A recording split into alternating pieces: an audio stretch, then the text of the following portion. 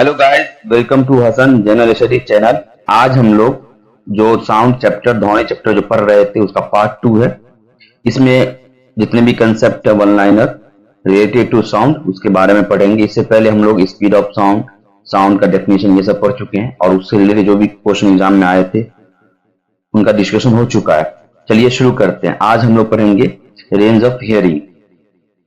उसमें पढ़ेंगे कि कितने टाइप के वेव होते हैं, कितने टाइप के साउंड होते हैं, कितना से कितना रेंज तक हम लोग सुन सकते हैं, नंबर सुन सकते हैं या कोई और सुन सकता है। पहला है इंफ्रासोनिक वेव्स, इसको हम हिंदी में कहते हैं अवसरव तरंग।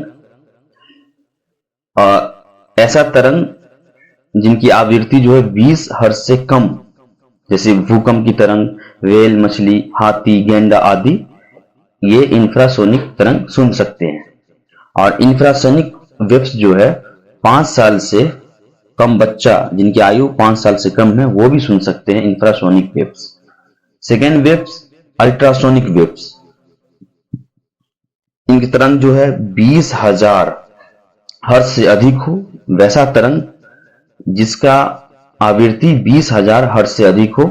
उदाहरण के लिए सोनार, चमगादड़, कुत्ता, बिल्ली आदि, डॉल्फिन आदि अल्ट्रासाउंड सुन सकते हैं। उसके बाद है सोनिक वेव्स,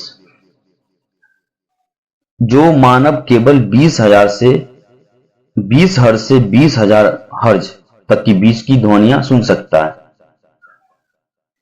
ये क्वेश्चन एग्जाम में भी आया हुआ था कि ऑडिबल साउंड का रेंज क्या है। ऑडिबल साउंड का रेंज 20 हर्ट्ज से 20 किलो हर्ट्ज या 20,000 हर्ट्ज है।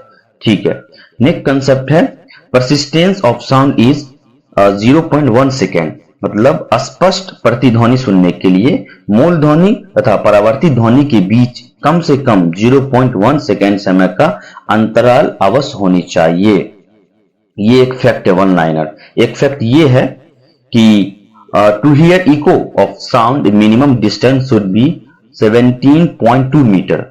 ध्वनि की प्रतिध्वनि सुनने के लिए न्यूनतम दूरी 17.2 मीटर होनी चाहिए। ये वन लाइनर फैक्ट ये एग्जाम में पूछे जाते हैं। उसके बाद जैसे प्रकाश जो है, प्रकाश परावर्तन के 2 नियम में, वैसे भी ध्वनि प्रकाश तरंगों की तरह ही परावर्तन के नियम का पालन करती है। उसके बाद हम लोग पढ़ेंगे एप्लीकेशन ऑफ अल्ट्रासाउंड, जैसे सोनार टेक्निक में हम यूज करते हैं, एको कार्डियोग्राफी और अल्ट्रासाउंडोग्राफी में यूज करते हैं मतलब ये इसको अल्ट्रासोनिक वेव को। चलिए अब हम लोग पढ़ते हैं कैरेक्टरिस्टिक ऑफ साउंड। तो प्रबलता आयाम पर निर्भर करती है। ध्वनि की परसेसिव प्रबलता की इकाई फोन और सोन है। और पिच जो है ये आवृत्ति पर निर्भर करती है। महिला की आवाज की पिच जो है वो ज्यादा है पुरुष की आवाज से, और जिसकी पिच ज्यादा होती है उसकी आवाज पतली होती है, इसलिए महिला की आवाज पतली होती है। ठीक है। और ध्वनि की गुणता लय यह तरंग पर निर्भर करती है, यह ध्वनि की मधुरता तय करती है। इंग्लिश में देख लीजिए क्वालिटी टिम्बर ऑफ साउंड। चलिए इंपॉर्टेंट फैक्ट, इससे एक क्वेश्चन हर हाल में एग्जाम में पूछे ही जाते हैं। जैसे हम लोग जो फुसफुसाहट है उसका कितना डिसिबल होता है, डिसिबल। तो एक फुसफुसाहट लगभग 30 डिसिबल होता है। समान बातचीत लगभग 7 डिसिबल और मोटरसाइकिल इंजन लगभग 95 डिसिबल होती है। 80 डेसिबल से ऊपर की ध्वनि को खतरनाक ध्वनि प्रदूषण माना जाता है। और WHO वर्ल्ड हेल्थ ऑर्गेनाइजेशन जो है 65 डिसिबल से ऊपर की शोर को ध्वनि प्रदूषण के रूप में परिभाषित किया है। इसको याद रखिएगा। WHO के द्वारा 65 डिसिबल से ऊपर की शोर ध्वनि प्रदूषण के रूप में परिभाषित है। साउंड जो है वो प्रोड्यूस होता है वॉइस बॉक्स और द लेरिंग्स। क्वेश्चन है इससे रिलेटेड कि the hearing range of human ear is, ये बीपीएससी टाइप 2 जो 2023 में हुआ था उसमें ये क्वेश्चन पूछा गया था। इसका आंसर होगा 20 हर्ट्ज से लेके 20,000 हर्ट्ज तक।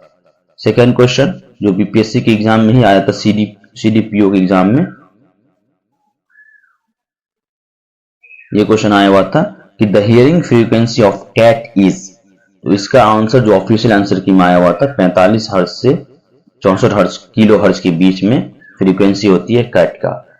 तो ऐसे ही छोटे छोटे टॉपिक को पढ़ने के लिए चैनल को सब्सक्राइब कीजिए और चैनल पे नए हैं तो बेल आइकन को प्रेस कीजिए, ताकि ऐसे से जो इम्पोर्टेंट टॉपिक रिलेटेड टू जो भी एग्जाम हो, चाहे एसएससी सीजीएल हो, सीएचएसएल हो, बीपीएससी हो या बिहार एसएससी हो, इंटर लेवल हो, जो भी हो, 4 हो, तो ये इम्पोर्टेंट फैक्ट जो है आपको हर टॉपिक से रिलेटेड बताया जाएगा।